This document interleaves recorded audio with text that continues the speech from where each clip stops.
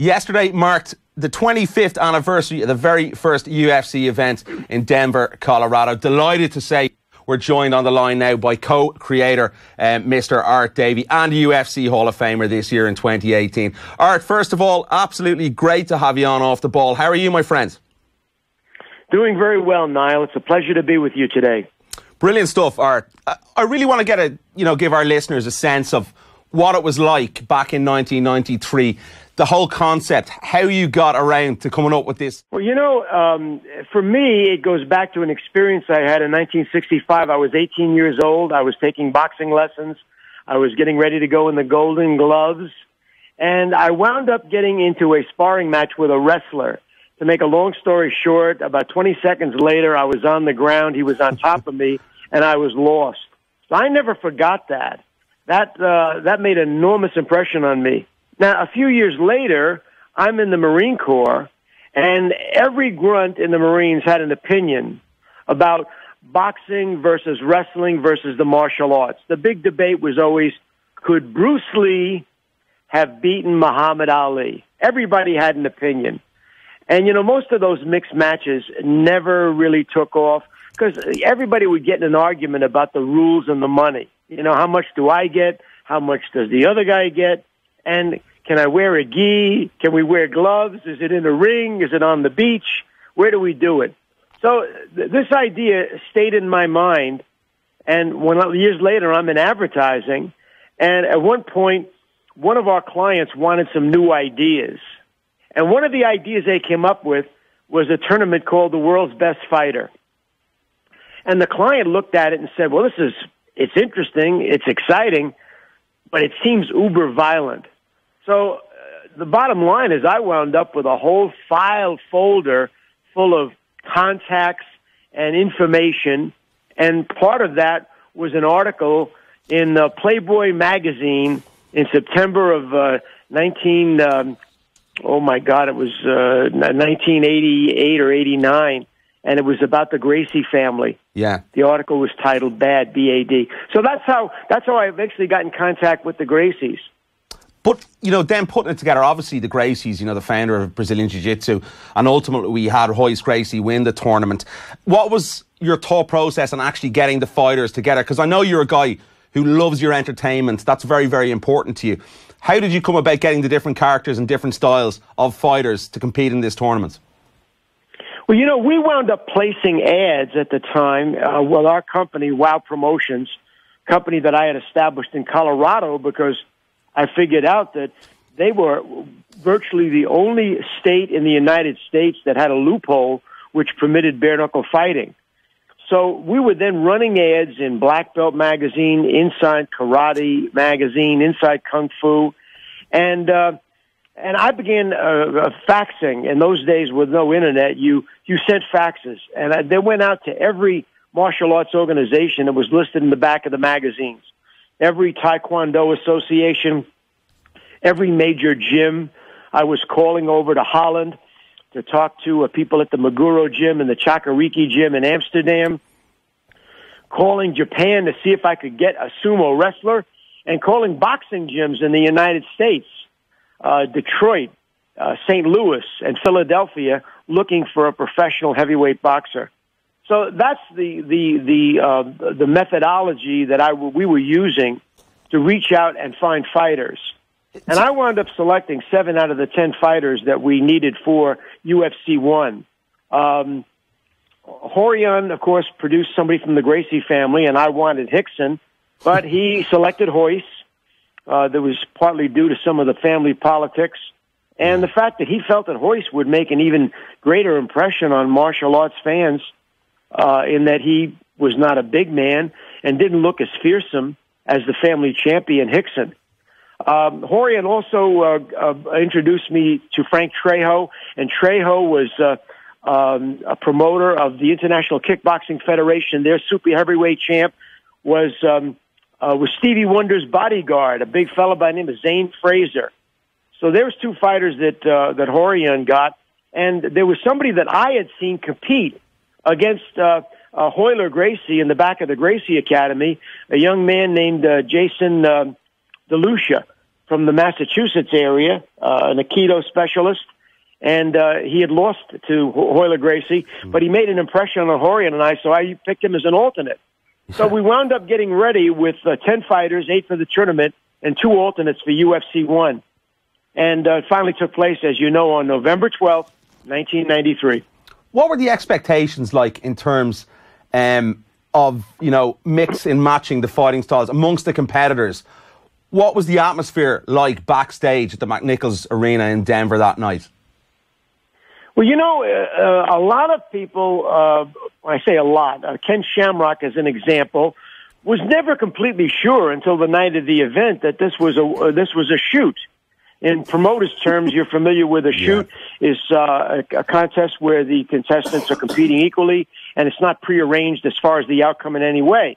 A work is an arrangement whereby one fighter, usually just one, that's all you need, knows what the outcome is to be. He's supposed to lose, and he allows himself to be dominated by his opponent. So here's Ken Shamrock on Wednesday night, November 9th or November 10th, saying to me, is this a work, Art, or is this a shoot? I said, Ken, we've had this discussion. So backstage, there was a sense of expectation. There was a lot of nerves. And, poor Art Jimison on Wednesday night, Wednesday afternoon, he wound up rolling in the gym with Big John McCarthy, who was there as part of the Gracie camp, who at the time was, I believe, a purple belt in jiu-jitsu. And Jimison got spooked by what he experienced with McCarthy. He thought he could hit McCarthy, and when he didn't and ended up on the ground with McCarthy on top of him, he said, this guy's going to break my arm, isn't he? Referring to Hoyce, if he got matched with Hoyce. And John said, yes. So by Friday morning, he was already telling his agent, attorney Phil Baker, that he wanted to go home, back to St. Louis.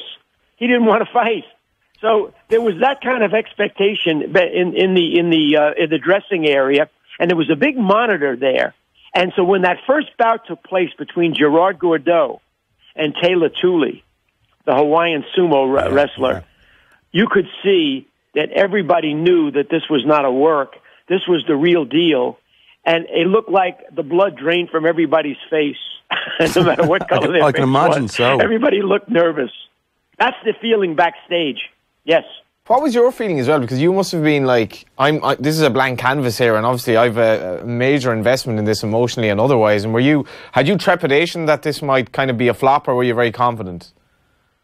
Well, I was still doing the matchups. In those days, of course, I was not only the booker, but the matchmaker. And until UFC 2, where we went to a bubble machine to pick the matchups at the press conference, UFC 1, I was still in my hotel room on Wednesday night, the night before the fighters meeting on Thursday, working out the matchups. I was trying to create the best scenario that I thought would be the most entertaining. I didn't want to end up with 2 grapplers in the final. So feeling that the 2 best grapplers were Hoyce and Ken Shamrock, I made sure that they were in opposite wings, or they were in the same wing so that they would have to face each other before the final. I didn't want to wind up with Ken in the final facing Hoyce. I felt that would not be something that the fans would be prepared for. I wanted to see the best grappler, whether it was Hoyce or Shamrock, up against the best kicker-puncher. And I felt that was either, I wasn't sure. Was it going to be Fraser? Was it going to be Gordeau? Or would it be the boxer, Jimerson? So I was nervous myself. We had never done this before. Really, nobody had done this before on live TV. And I can tell you that the night of the event, Horian and I looked at each other. We were both dressed up in our 2 new tuxedos, and we grabbed each other and hugged, because I think we realized we were at the end of a long road that had started virtually a year before, virtually in October of 1992. So here we were a year later, and this thing was finally taking place. I was a little nervous. On the other hand, the people in the truck, the camera crew, the TV people, they were freaking out because they kept saying to the director, Mark Lucas, is there any chance that the police could show up? Could we be arrested? And Lucas kept having to reassure everybody, and everybody also was asking Lucas the question, is anybody going to die? Everybody was nervous. So that's the feeling before the first UFC. Now, a couple of hundred MMA events later, everybody kind of knows what to expect. But that first UFC was like being a test pilot, going up into the stratosphere without a parachute. You talk about a test pilot, and we obviously know the Octagon is infamous with mixed martial arts. But talk to me about how that came about. That story is fascinating to me. We spoke about that before in the past, Art. Tell our listeners how that story came about and how you came about using the Octagon in the UFC. Well, early on, Rorion had some strong feelings based upon his family's experience with Vale Tudo bouts in Brazil, that a boxing ring was not conducive to this type of freestyle, virtually a mixed match event. He said it's too easy for one of the fighters to end up on the ground and then to slide out of the ring. Suddenly the fight has to be stopped. They have to get the fighter back into the boxing ring, and he says it's a disaster. So he had very strong feelings about that. Now, our TV partner, Semaphore Entertainment Group, one of the first things they said to me when we were in the contract stage of negotiating a joint venture agreement on this deal, they said, well, we're going to do a boxing ring, right? And I said, no. I said, we're not doing a boxing ring. So now we all had to go back to the drawing board. And I had come up with a couple of wild ideas myself. I talk about it in my book about the first UFC, Is This Legal? That I thought about, a flat circular area that would be bounded by a copper ring, which would be electrified. And then one of the Gracie students, who was the cardiologist, said, have you ever heard the term ventricular fibrillation? I didn't. He said, if anybody who's sweating lands chest down on that ring, he's going to get a heart attack. So the copper ring, flat surface, Litai area based on Chinese wushu events, that was out. We even thought about a moat. I said, we could have a moat, and we could fill it with water and put lemon sharks in it. We'd feed them beforehand so they'd be as tame as catfish or goldfish, and wouldn't that be spectacular? And, when talking to the TV production people at Semaphore, they said, Art, do you have any idea how difficult it's going to be to do that every time we do an event? Because, we did sign a 5-year deal. So there were a couple of wild ideas that really went nowhere, including my plexiglass idea. I thought about a plexiglass bowl, and our director, Mark Lucas, and our line producer, Michael Pilat, said, the lights will bounce off that. We won't be able to get any kind of a clear shot. And what about your fighters landing on a hard plexiglass floor or wall? So, quite frankly, the problem got solved when Michael Pilat contacted two set designers, Jason Cusson and Greg Harrison, who had built movie sets and stage sets for a number of their pay-per-view concert events. And those guys were ready and willing to design something, but they needed some guidance.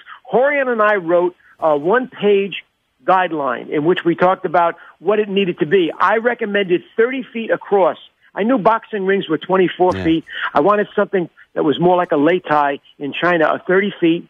And we talked about how much of a cushioned surface, maybe a 2-inch foam rubber pad underneath the canvas, because we had grapplers.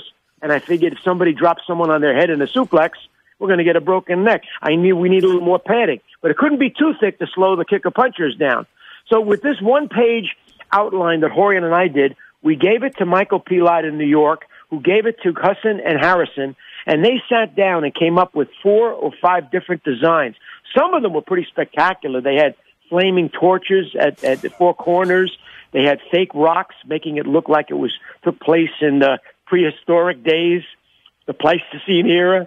There was chain. There was barbed wire on the top of one, on the cage of one, emphasizing that this was, quite different than boxing and wrestling.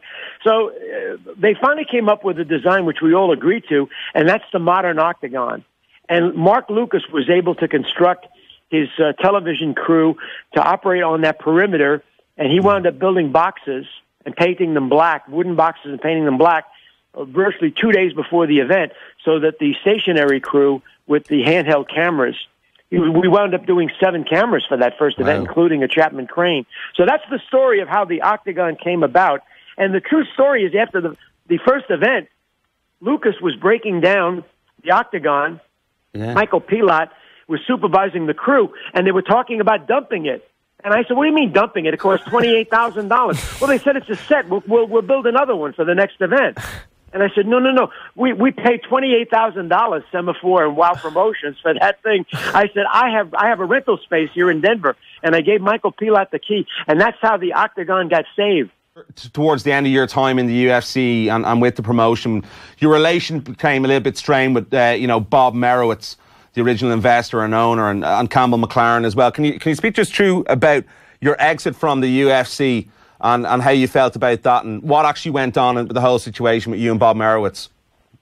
Well, the arrangement between WOW Promotions, the company that Horian and I founded in Denver, the LLC company, limited liability company, and Semaphore Entertainment was always a complicated one. We provided the tournament concept, the fighters, the medical, the transportation, and for the first show we paid for the purse, which was about $116,000 all total.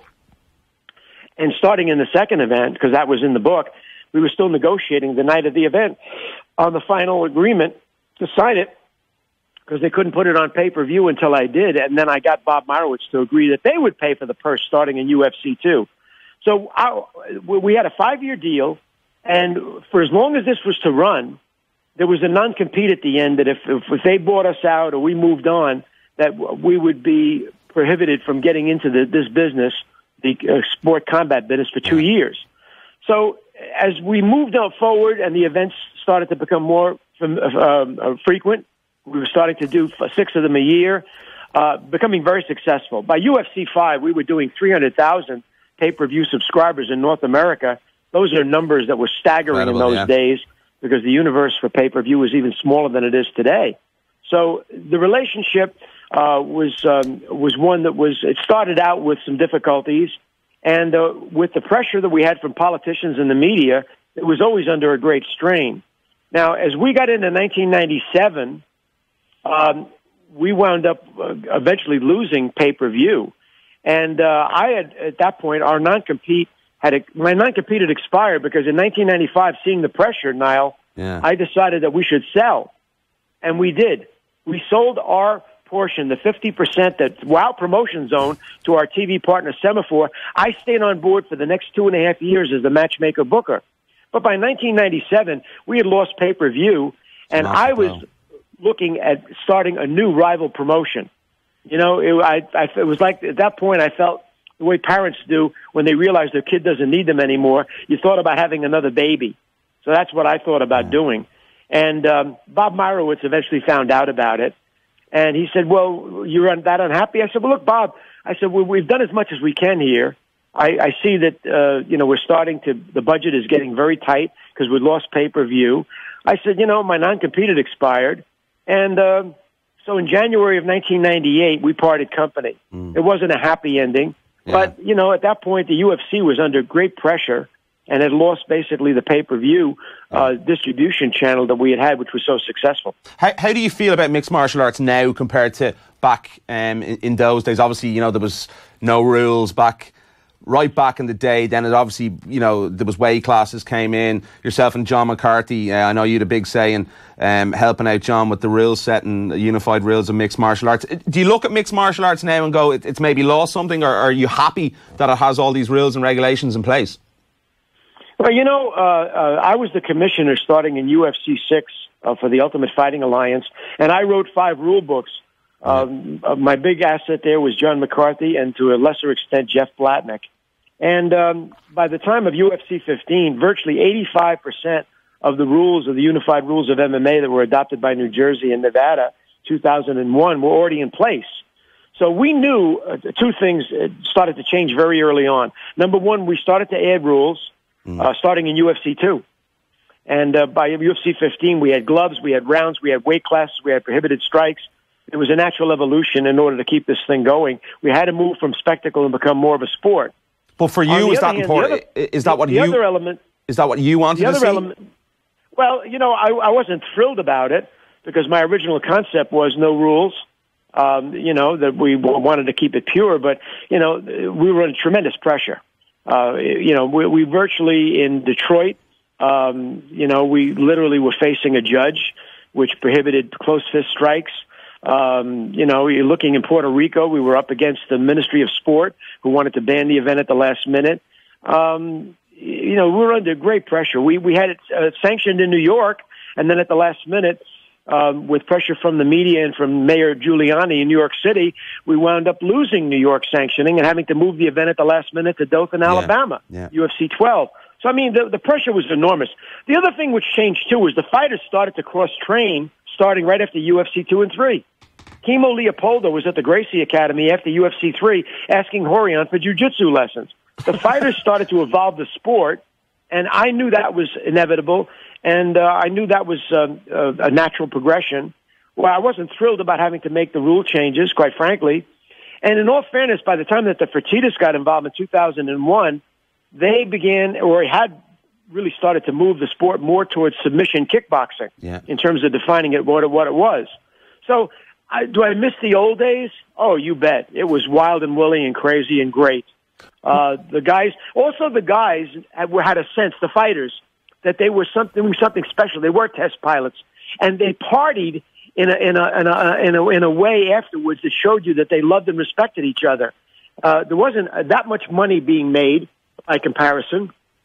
Guys were getting $50,000 to $100,000 to win. Today, the money's a lot bigger, and of course, with more money in a professional sport, it becomes more of a business, and maybe the fighters also take a different attitude about their opponents in the sport. But in the old days, guys, Niall and Johnny, it was a glorified and a glorious time that the guys felt a sense of camaraderie with each other. And they partied afterwards at our post-fight parties in a way that I remember being memorable. Everyone knew they were doing something special together. We all knew that we were blessed. I'm sure you joined in those parties as well, Art. I know you like to have a night out there in Las Vegas the odd time, and you're obviously honoured in 2018 into the UFC Hall of Fame. Just, we're under a little bit of time here. I could talk to you for hours about the UFC and the history of the UFC. What are some of your favourite moments from your time in the UFC? You must have something that stands out in your mind. I think the night that Royce beat Dan Severn was a special time. UFC 4 in Tulsa.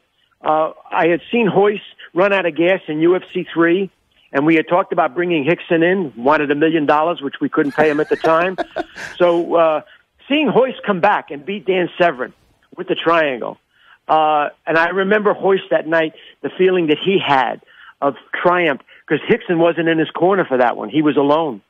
He was on his own. He became the champion and the man that he is today that night, in my humble opinion. That was a high moment for me. And the low getting... There were so many. I think the first Ultimate where Dan Severn prevailed, and the second Ultimate where Don Fry beat Tank Abbott in the end with a submission. Great moments, so many, but those early UFCs were glorious. They were magic. And also as well, there's obviously a low for you as well. Was that getting out of the sport and having to be, forced out of the UFC at the time? I think that, as I said earlier, I think that was not a happy ending. But, I had a great ride, and I have no regrets. Years later, I talk about the fact I was driving in a convertible down Hollywood Boulevard, and I look up at a stoplight, and there's this big billboard with Chuck Liddell and Randy Couture on it. And I brought Randy in, UFC 13, one of the 8 or 9 fighters that I booked who are in the Hall of Fame. And, I looked at that big billboard, and I thought to myself, I'm kind of like a divorced father, and I'm looking to see his kid now is on his own, after the divorce, but my kid is doing well. Yeah. The UFC grew up and conquered the world. And many people work in life to do something that leave a mark after they're gone. Long after I'm gone, UFC and MMA will still be here. Phenomenal words. And I want to sort of end it on that one. Your UFC Hall of Fame speech as well. For me, you said that. You said, the UFC is for everyone, effectively. Absolutely. And I said that night that, in effect, I've been credited with being the creator and co-founder of the UFC. But the UFC created me. It created Royce. It created Ronda. It created Conor McGregor. It created all of us fans. And wherever I go now in the world, I have Facebook. I have 5,000 Facebook friends. Some of them are in Afghanistan or in Iran or in Myanmar or China. I'm fascinated today that there are people who were only 6 years old when the UFC was born that have now become fans and now know who I am. What a feeling that I've had about how this thing has grown and expanded. And look at how big the United Kingdom and Ireland has become when it comes to MMA and champions like Conor McGregor. It's been a thrill for me to see the proliferation and the growth of this sport worldwide. And I think it's going to be bigger 20 years from today when I'm gone. Be bigger 20 years. It's been an absolute honour to have you on the show, obviously celebrating 25 years of the UFC. I do appreciate the time, and I'm looking forward to having maybe a more in-depth chat soon on our new combat sports show, Off the Brawl. I'm looking forward at some point, Conor, that we can sit down and have a glass of Jameson together. Thank you very much, Art. Do appreciate the time. Thank you, Johnny. Thank you, Niall. My pleasure.